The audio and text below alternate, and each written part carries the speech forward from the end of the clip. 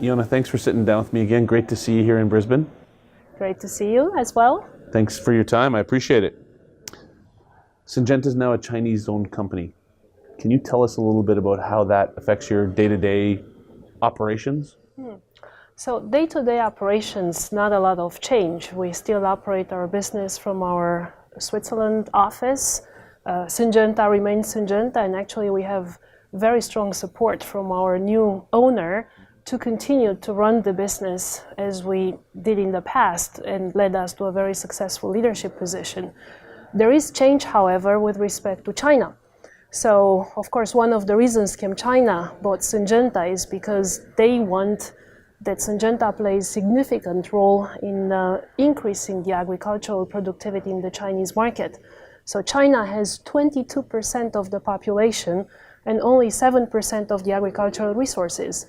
So what Chinese government wants to do is to lift up agricultural productivity in China, and the hope from ChemChina is that Syngenta can play a very significant role in that. For me personally, Seedcare already had very strong presence in China, so now we are taking advantage of this opportunity to drive investments even faster in this very interesting and fast-changing market. So do you get to spend much time in China? Not much, but I just traveled there a couple of weeks ago. I just came back from China. Each time I go, I'm very impressed on how fast things are changing over there, not only in agriculture. So I had a feeling that, for example, they jumped completely over the use of credit cards. Now everything is done on iPhones and social media in terms of payments. Agriculture, very fast changes, and people are so keen to drive adoption of technology and so willingness to make changes. It's very impressive. That's awesome. That's awesome. Impressive is a good word. Yes. You travel a lot. You see a lot of situations in field. You get to spend a lot of time with seed companies. Can you share a personal story perhaps where you've seen the impact that seed treatments are having out in the marketplace, and maybe what you're hearing from the seed companies that you're working with? Well, latest field visit was a couple of weeks ago. I was in France, and we visited the sugar beet field trials. Sugar beet is one of my favorite crops from prior role in Syngenta, and we were testing there our latest fungicide innovation in sugar beet, which is Vibrance SB. In fact, we're launching that this very same week in Europe at a major sugar beet conference. And looking at Vibrance SB versus control, so untreated versus the current solution today, this is the first fungicide innovation in this crop in Europe in the last 20 years. Big difference. And in a crop where stand establishment is extremely important and every plant is counted, I believe this is going to make a big impact. So with respect to seed companies, the more we work together closely, it can help from a breeding targets perspective, sometimes maybe to focus more on yield, fine-tune sometimes the resistance breeding of certain native traits, and also often seed treatments could act as good resistance management tools to preserve longevity of certain native traits. So working together, I think it can help both the seed industry as well as the seed treatment industry. People that don't understand seed treatments seem to put a lot of blame and a lot of concern on them. If we didn't have seed treatments, how would that look to the environment, and how would it look to seed companies? So it, first of all, would make the grower's life a lot more difficult. So growers have a big responsibility to feed an ever-growing planet. And in the same time, lots of consumer pressures around impact on the environment, so they're trying to balance productivity with minimum impact on the environment. Seed treatments are ideal tools for that because they protect the plants in the first 30 days, very low usage of rates per hectare, extreme positive impact in terms of yields. So if we wouldn't have seed treatments, growers would need to spray more and more often foliar treatments. There would be negative impact on yield. They would have to plant more hectares to get potentially the same output. So growers' life would be more difficult. From a seed company perspective, of course, the potential of the plant would not be fully expressed. That's one. And then number two, today, seed treatments represent significant source of value for a seed company. That source of value would disappear if seed treatments would not be around. So both financial as well as performance negative impact onto the seed industry.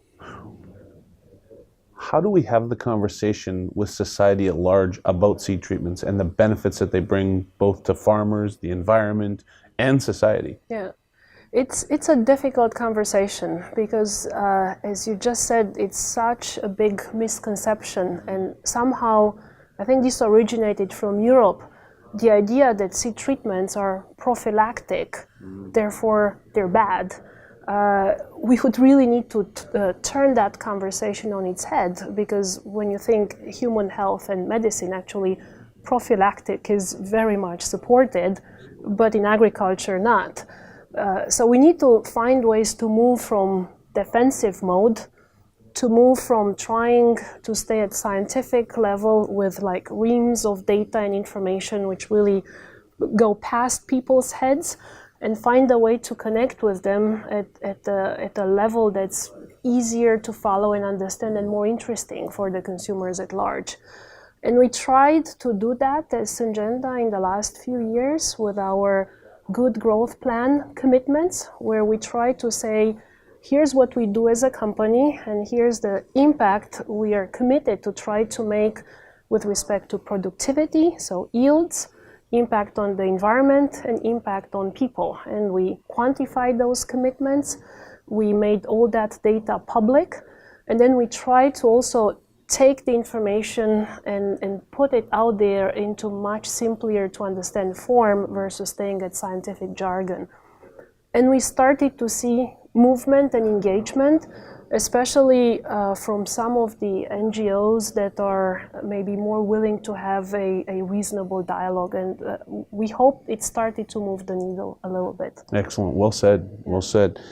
You talked about launching a new product in Europe for sugar beets. My experience has been that you usually are launching something at ISF as well, a new product. Can you tip your hand a little bit and share with me what's coming down the pipe here at ISF? Sure. So ISF, it's a great platform. 1,300 people from all over the world, different countries, different crops. What better platform to launch new innovation?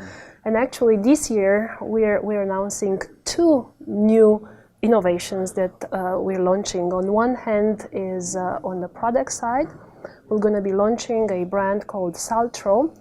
It's a novel fungicide mode of action. The active ingredient is adapidine, and it's an SDHI, and it's really going to raise the bar in seed treatment with respect to fusarium type diseases.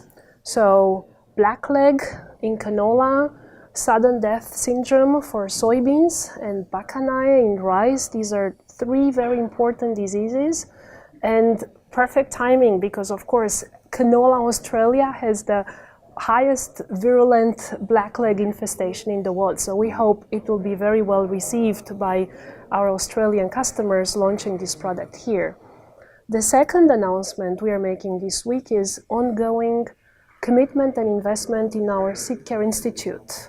This is the technical support service that we offer to our customers, and we are announcing this week investment in Australian Seedcare Institute.